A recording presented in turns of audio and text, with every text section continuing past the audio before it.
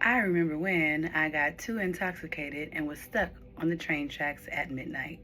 Hi, my name is Dr. Jamila Banks, and I'm your holistic, licensed marriage and family therapist who specializes in trauma informed care, anxiety, depression, and suicide management and reduction.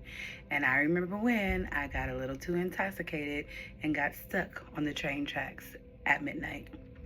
So, in my previous session, I talked about when my ex husband went to work one day and never came back.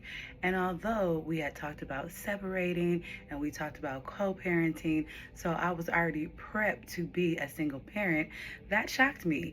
And I went into some depression and some anxiety, and I didn't really cope as well as I could have. I actually had a divorce party and celebrated when he left. And instead of initially taking the time to process my thoughts and feelings, I started drinking a little bit too much and partying a little bit too much. And I remember one particular time, it was right before one of my birthdays because it was around Christmas time, and I went out with my friends to celebrate at a restaurant, and we were doing karaoke and we were having drinks, and when we're leaving, and one of my friends was like, you look a little bit too intoxicated, I want you to come with me, or can I drive your car?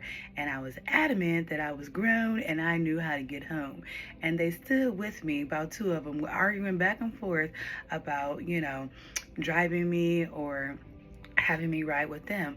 But I just stuck to my guns that I was fine. And so my friends attempted to follow me for a few minutes, and then they lost me because, yeah, if you know how I drive, I drive. And they couldn't find me. And I got lost in some back streets in Compton and made a right turn when I should have made a left turn, and ended up on some train tracks. And my car was disabled and I could not even move forward or backwards. And I had to call for help, and the police came. Thankfully, I was very pretty and very smart. And although, I was a little intoxicated, I managed to tell them what was going on with me, and they took pity on me, and they actually had my car towed, and they drove me to my home. They called my mom and told them what was going on, and my mom met me at my house, and the two nice officers dropped me off at my doorstep in the care of my mom.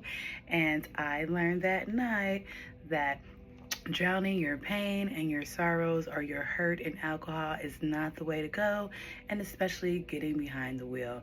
I'm thankful, I'm grateful that nothing happened to me other than the police taking me home. I could have gotten a DUI.